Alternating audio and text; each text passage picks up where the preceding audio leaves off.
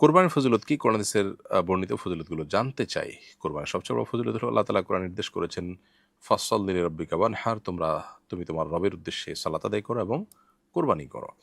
আল্লাহ নির্দেশ করেছেন, এটাই হলো এর সবচেয়ে বড় ফজিলতের বিষয়। দ্বিতীয়ত, নবী করিম সাল্লাল্লাহু আলাইহি সাল্লাম মদিনায় যত বছর অবস্থান করেছেন তিনি কোরবানি করেছেন। এটিও আরেকটি গুরুত্বপূর্ণ ফজিলতের বিষয়।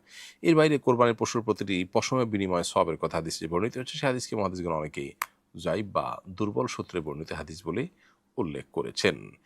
কোরবানিকে নবী করিম সাল্লাল্লাহু আলাইহি সাল্লাম ইব্রাহিম আলাইহিস সালামের সুন্নাহ হিসাবে আখ্যায়িত করেছেন। যখন জিজ্ঞাসা করেছিল যে এই কোরবানিগুলো কি যেগুলো আমরা করছি, তখন বলেছেন যে হিয়া সুন্নাতু আবিকুম ইব্রাহিম, এটা তোমাদের বাবা ইব্রাহিম আলাইহিস সালাতু ওয়াসসালামের সুন্নাহ। বিধায় সাধ্য এবং সামর্থ্য যেটি করা উচিত।